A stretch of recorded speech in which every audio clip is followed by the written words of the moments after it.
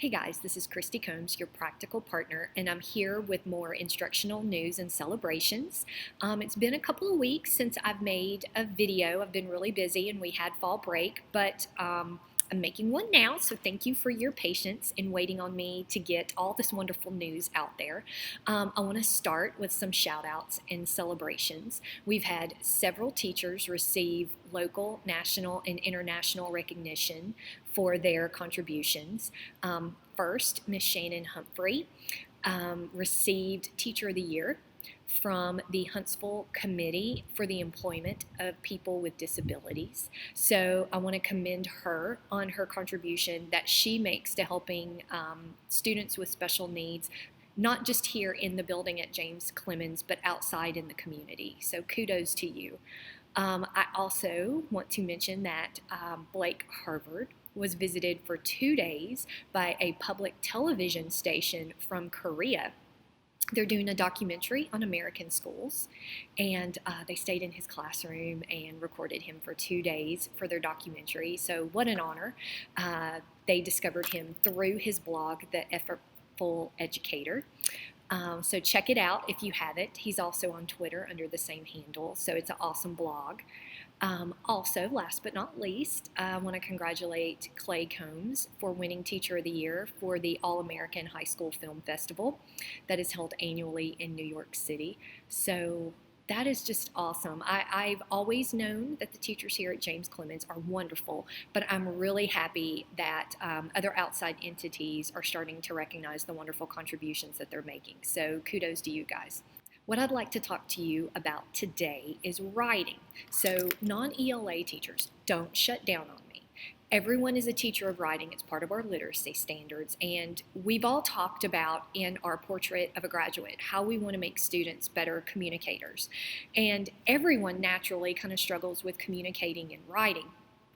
As a faculty, we've worked on the CDC, claim, data, and commentary. And I've seen many teachers, not just ELA, outside of ELA, using this in their classroom. But I wanted to share with you some strategies that Miss Robinson was using in her Honors English 9 class this week that are great to apply outside of the ELA classroom. Ms. Robinson has her students write daily about what they're reading, whether it be fiction or nonfiction. Right now they're studying To Kill a Mockingbird, personal favorite.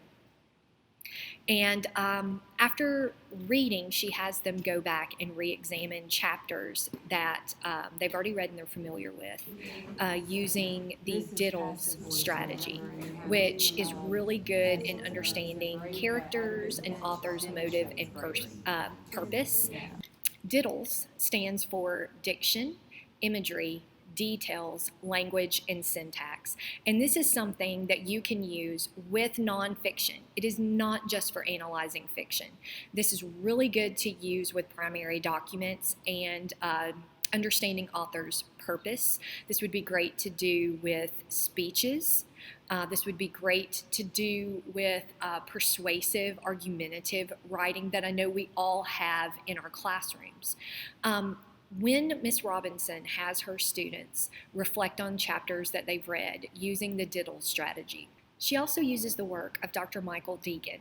All of our ELA teachers have been trained on his work with associative language.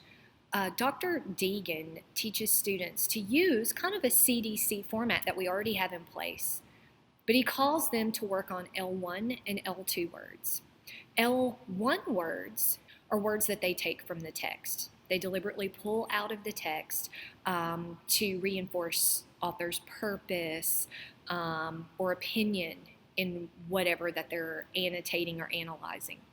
L2 words are their own words for analysis. This is something that I think a lot of our students struggle with, and we really want to work on improving. Here, some students are working together to create responses in a DIDLS format using L1 and L2 associative words. No, but what he's doing is he's like stating his opinion on the facts, almost. Because I don't use the same one. See how they've kind of discussed and worked out together what specific L2 words that they can use to describe the author's purpose here. Let's listen to some of the finished products. This displays the naive children on how to be brave and sophisticated without being bitterly violent. This in turn displays Lee's respectful view on bravery. Scout's admirable tone towards Atticus, especially in regards to his nonviolent character, is well established with this quote. Even with his non-aggressive nature, he still demonstrates bravery effectively. So you can go to any ELA teacher in the building or myself to learn a little bit more about Michael Degen's work with associative language. And I really encourage you to use the DIDLS format. I have some attachments in the comments below if you'd like to look at more work on having your students write argumentatively or explaining texts. This is something, like I said, that we all need to work on, and it goes beyond the ELA classroom. So this is Christy Combs, your practical partner. I'll be back with more instructional news and celebrations. Bye, guys.